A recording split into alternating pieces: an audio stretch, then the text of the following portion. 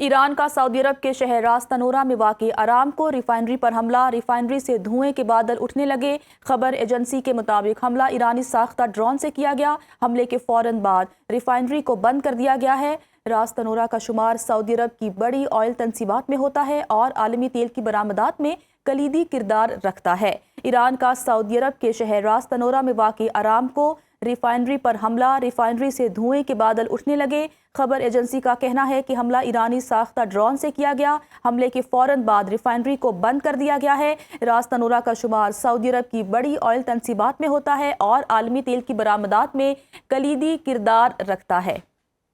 امریکہ کے متعدد جنگی طیارے کویت میں گر کر تباہ ہو گئے۔ ترجمان کویتی وزارت دفاع کا کہنا ہے کہ آج صبح متعدد امریکی فوجی طیارے گرے۔ طیاروں کا تمام عملہ محفوظ ہے۔ طبی امداد کے لیے اسپتال منتقل کر دیا گیا ہے۔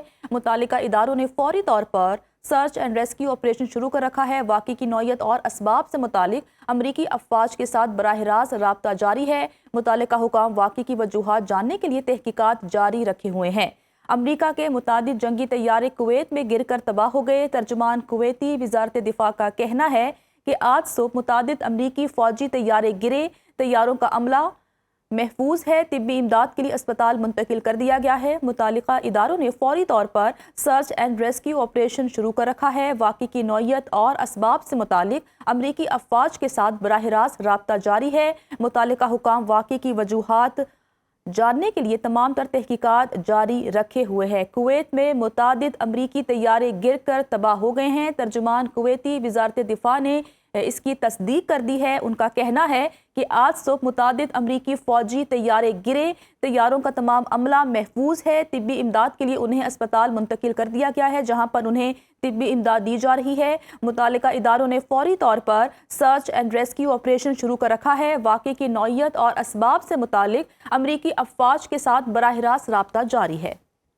امریکہ اور اسرائیل کے ایران پر 3 روز سے جاری حملوں کے اثرات پاکستان سٹاک مارکیٹ میں تاریخی گراوٹ کا باعث بن گئے۔ ایک روز میں 100 انڈیکس میں 16,000 پوائنٹ سے زائد کی کمی ریکارڈ کی گئی۔ دوسری جانب پاکستان اور عالمی منڈی میں سونے کی قیمت میں بڑا اضافہ ہوا ہے۔ پاکستانی مارکیٹ میں فی تولہ قیمت 13,300 روپے بڑھ گئی۔ اس پر بات کر لیتے ہیں سنو نیوز کے نمائندے محمد لقمان سے۔ لقمان، بتائیے گا اس بارے میں۔ آج بھی یقیناً اس کا اثرات جو جاری ہیں، جتنے بھی 3 دن روز سے ایکٹیویٹی چل رہی ہے اس کا امپیکٹ آ رہا ہے۔ اور پاکستان کی تاریخ میں اگر آپ دیکھیں تو یہ سب سے بڑا ڈکلائن ہے اسٹاک مارکیٹ میں۔ آج 16,089 پوائنٹ کی کمی ہوئی ہے اور یہ کبھی بھی ایسا نہیں ہوا تھا کہ جب انڈیا پاکستان کی وار تھی اس میں بھی اتنا نہیں ہوا تھا۔ انڈیکس 1,51,972 پوائنٹ پر آ گیا اور یہ جیو پولیٹیکل جو سچویشن ہے اس کی وجہ سے۔ اسی طرح جو سونا ہے یا چاندی ان کی قیمتیں بڑھی ہیں۔ پاکستان کی جو تاریخ میں اتنی قیمت کبھی بھی نہیں ہوئی تھی جتنی اب ہونی اس کی بڑھ گئی ہے۔ جیسے آپ دیکھیں کہ سونے کی فی تولہ قیمت میں 13,300 روپے کا اضافہ ہو گیا۔ فی تولہ قیمت 5,63,862 روپے تک پہنچ گئی۔ اور اگر بین الاقوامی منڈی میں دیکھیں تو اس میں بھی بہت زیادہ قیمت بڑھ گئی ہے، 5,411 ڈالر تک ہو گئی ہے۔ یقیناً جب اسٹاک مارکیٹوں میں بری حالت ہے تو لوگوں کی ساری انویسٹمنٹ سونے اور دیگر جو پریشیس میٹل ان کی طرف آ رہی ہے۔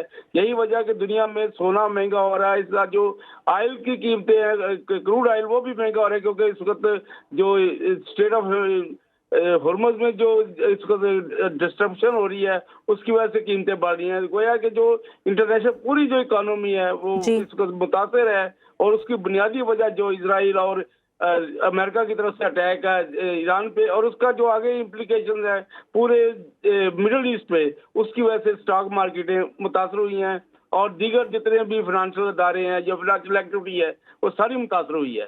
جی ٹھیک ہے محمد لقمان، آپ کا بہت شکریہ۔